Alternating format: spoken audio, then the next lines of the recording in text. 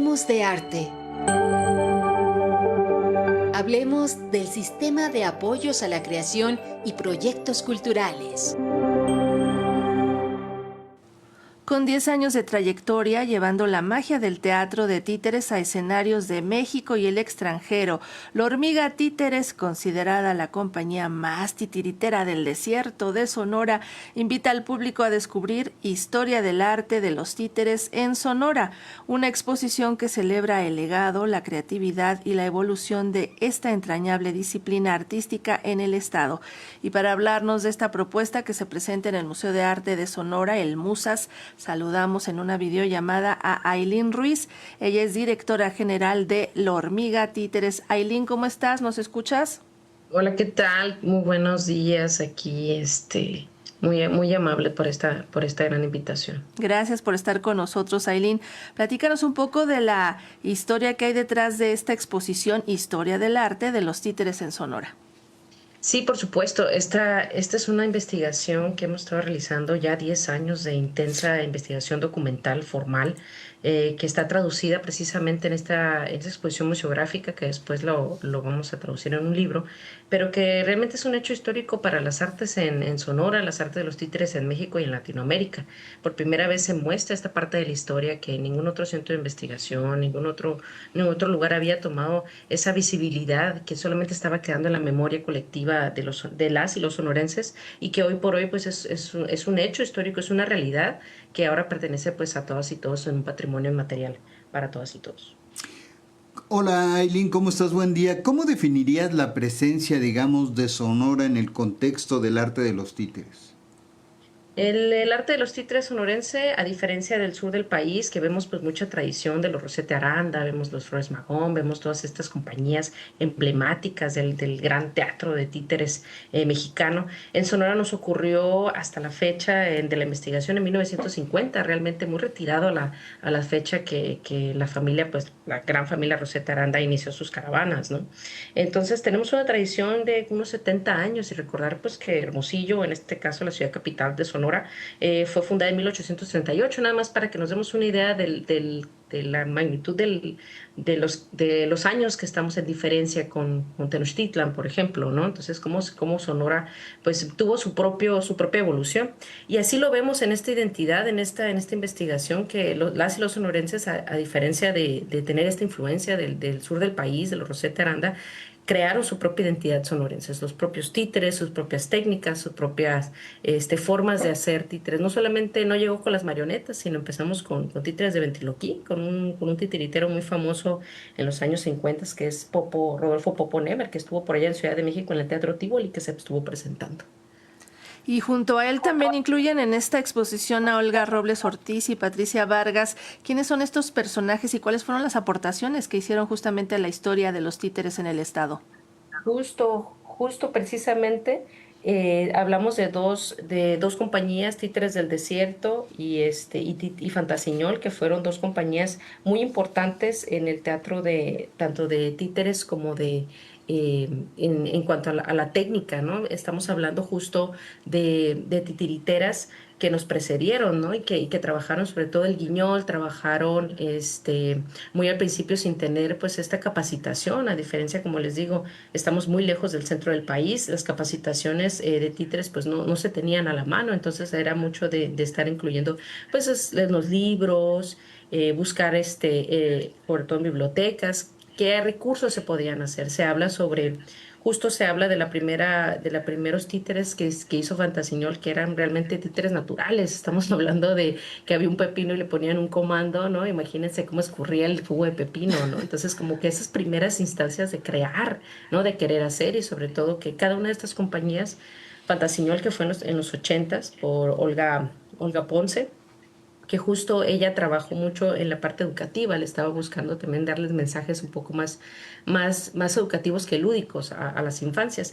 Después su hija retoma este arte, Olga Robles, y lo convierte ya fascinada en estas leyendas y de identidad sonorense, sobre todo en los grupos étnicos que viven acá, los yaquis, los Zel, los Tohono O'odham, que eso es como bastante de las técnicas que trabajaron, ¿no? Y sobre todo bien interesante porque aquí aparece en los 90 el primer títere corpóreo, ¿no? Que recordando a la audiencia el títere corpóreo, pues es un títere que, pues es un híbrido entre títere del tamaño de una persona y el tamaño en general pues de la otra persona y se usa pues ciertas partes del cuerpo para ejemplificar el títere. Hay un aspecto muy interesante dentro de esto que nos estás contando, Ailín, es cuando te refieres a las técnicas, porque si bien ya nos estás mostrando las figuras que se pueden armar o cómo las iban armando, cuando hablas de técnicas, precisamente ¿a qué te refieres? ¿Cómo se podría diferenciar una técnica como la que sucede en el centro del país a la utilizada allá en el norte? Sí, gracias. Justo, los Rosetta Aranda podemos hablar que realizaron mucho el teatro de marionetas, ¿no? Estas marionetas que son de hilo, que tienen una cruceta a la parte de arriba, que es una cruz, digámoslo así, que tiene hilos y que se anima de esa manera. Estamos hablando nosotros que las marionetas aquí llegaron, empezaron a usarse ya casi en los 2000, ¿no?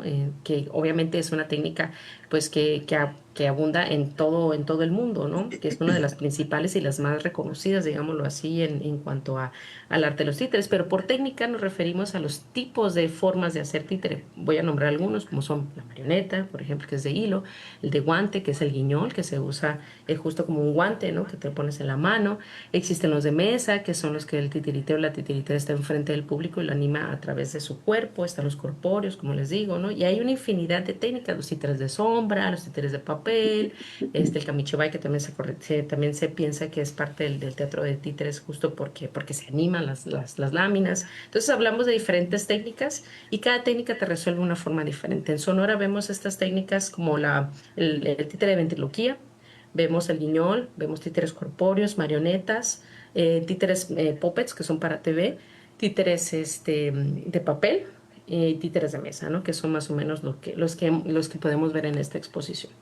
Oye, Ailín, ¿y dónde encontraron toda esta información?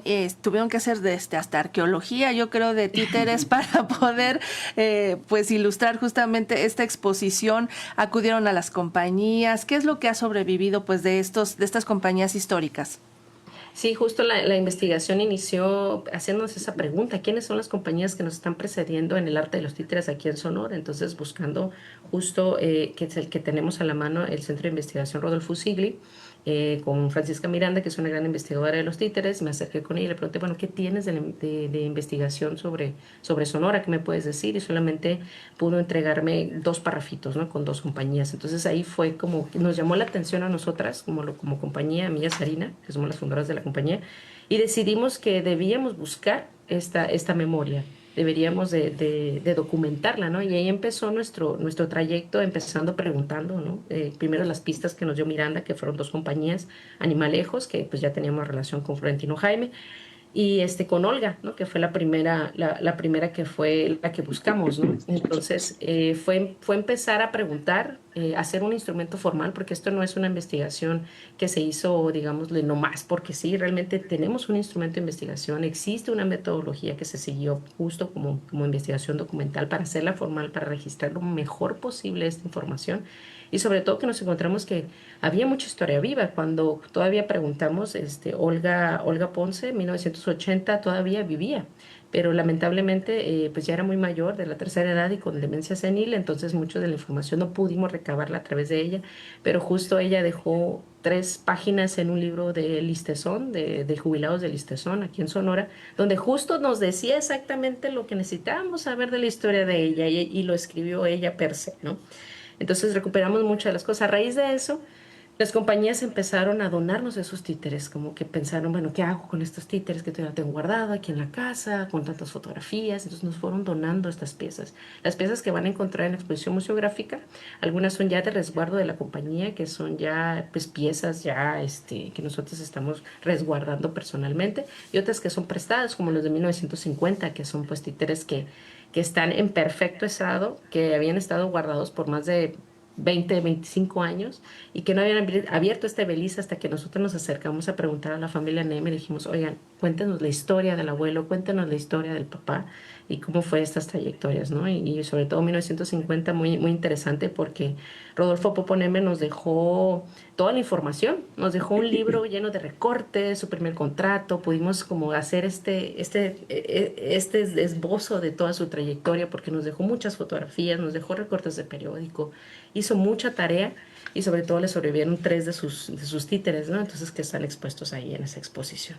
Entonces Pues, ha sido 10 años de estar recopilando esta información, 10 años de estar recuperando esta memoria colectiva, esta historia que le pertenece a México también, que Sonora también es rico en el arte de los títeres y sobre todo que es muy importante visibilizar el norte del país y sus artes, ¿no? Y cómo no tanto la influencia del sur del país, pero la propia identidad sonorense que logramos destacar y que por supuesto después vendrá el libro que con mucho gusto presentaremos por acá con ustedes para que conozcan en sí completamente toda la historia de los títeres sonorenses. pues eso va a ser muy interesante. Mientras tanto, a quienes nos escuchan a través de nuestra señal en Hermosillo, los invitamos a que acudan a ver esta exposición Historia del Arte de los Títeres en Sonora, preparada por La Hormiga Títeres, que es dirigida por Ailín Ruiz, a quien le agradecemos.